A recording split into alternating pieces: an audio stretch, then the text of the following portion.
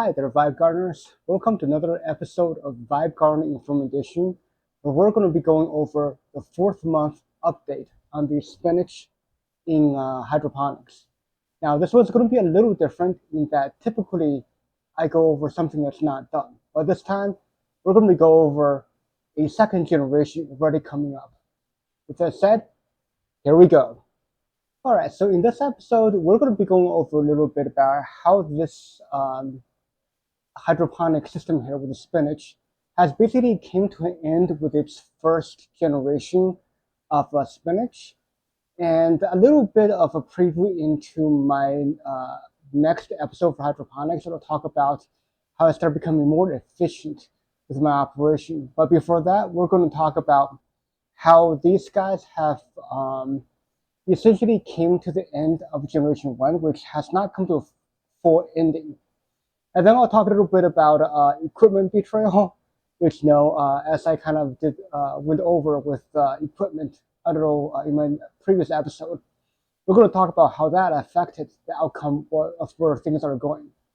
And then we're also going to talk about my technique of being able to do succession planting of the spinach, and some little bit more of the lessons learned. Though this may seem like a lessons learned episode right here, I wouldn't call it as such because this is the first episode where I'm going to go into how I'm going to basically do succession planting. I'm going through multiple generations and making this into a continual process. And that'll be my final one. And probably I'll be doing that next month with my next month update as I finally come to end with more experimentation that I'll be doing.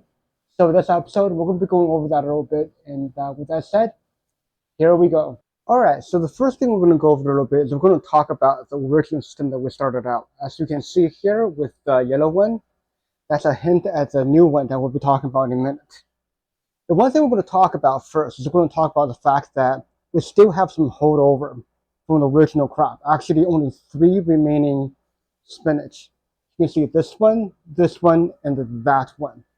And the reason why these 3 are still hanging around is that because of the density of spinach from last time, they did not get full lighting, and they were overshadowed a little bit by their taller brethren next to them.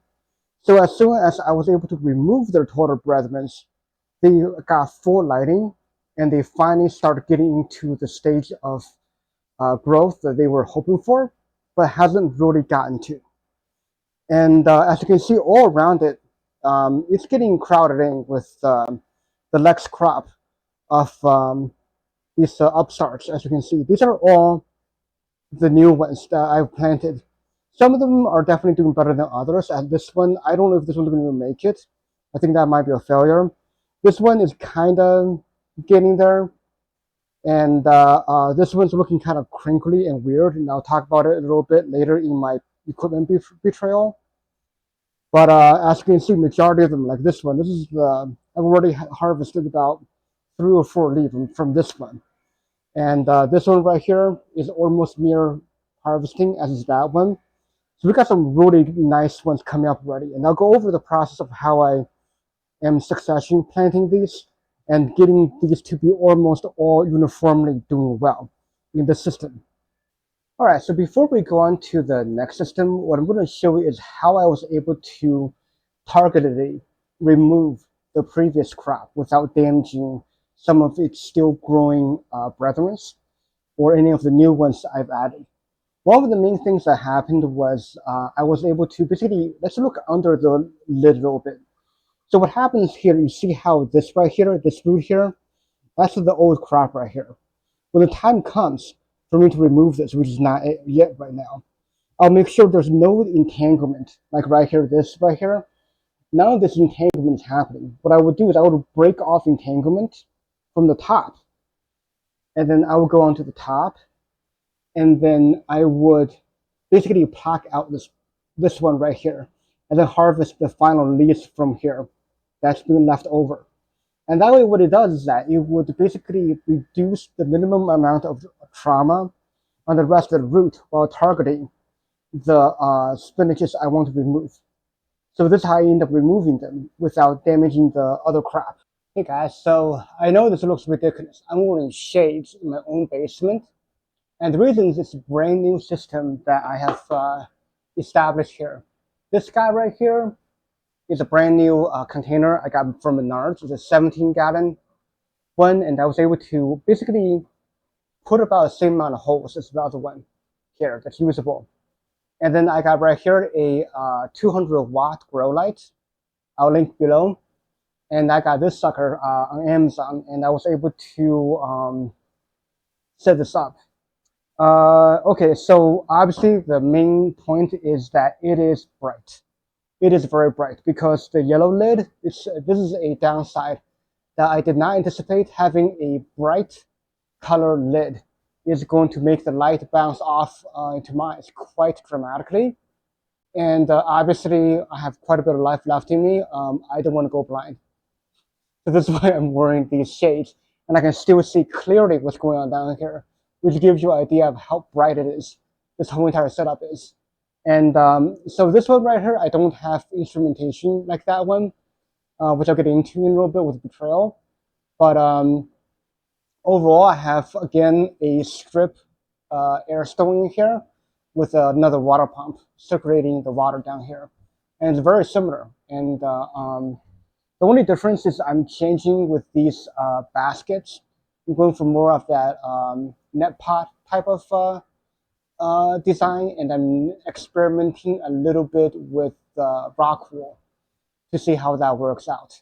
And I'll get into that in a little bit as I talk about germination. And yeah, everything seems to be growing pretty well. And yeah, this is my new system, and it's only about half full right now, and I still need to add more. All right, so you guys might be wondering how I'm able to germinate those spinaches the way that I was able to do from the original episode, and about a 30-minute video showing you guys how I got these guys started when the other system has been such a high nutrition range on the water. And because of that, I basically designed this right here. This is actually my germination tray, the seed starting tray I have for gardening soil. So this is actually designed for soil germination. But here's a little thing. What I did was I repurposed it. You see right down here, this thing is filled with water. What I did was I took RO water, and then I basically added about 100 ppm of CalMag, and which, by the way, is pretty hard because we're working with less than a liter of water here. So we literally only took about a couple drops of CalMag in here in full concentration to be able to achieve that 100 ppm. Actually, it's a little bit more. And that's within line of how I started these guys. Now, as you can see here already, we have a brand new spinach coming up already. And this is how I'm able to start the spinach from basically from seed, and before I can plant it in these things. So all the other really mature looking advanced spinach I had in the original system with the black top, those were first moved from here into the yellow top one that you saw later, the new system. And because that system has traditionally been using lower nutritional value up until this point, which it's not anymore. And therefore, it gave it the opportunity it needs for these guys to get to a semi-mature state before I'm moving them to full nutrition, which worked pretty well. But now here's the thing though, both tanks are at about over 700 ppms now, 500 scale.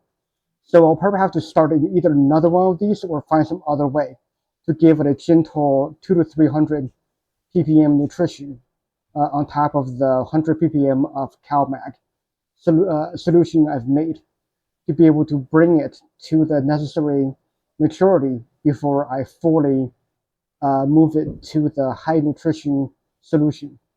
So another topic that must be addressed is this continuous hydroponic solution reader here. This has actually been off. If you follow my episode previously on EC and pH meters, you'll see that I've learned quite a bit about how to calibrate and how to buy these equipment. This actually both the ppm and the pH meter has become off. And I just recalibrated the EC meter. So now this is actually accurate now. So this is 773,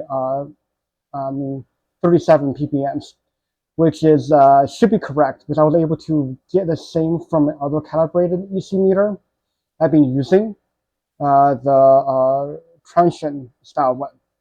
This pH, on the other hand, is completely wrong. And this one is actually about 5.8 or 5.9, last I checked, with my Ipera instrument pH meter. And this is no longer possible to calibrate. The pH meter on this is officially dead. So for a little summary of what actually happened with the first crop of spinach here, is that because of the pH drifting on the pH meter, I'm suspecting that I was actually running the system at below pH of 5, which is really, really low for these spinaches. But because of aeration, nutrition, and the lighting, all of them were good.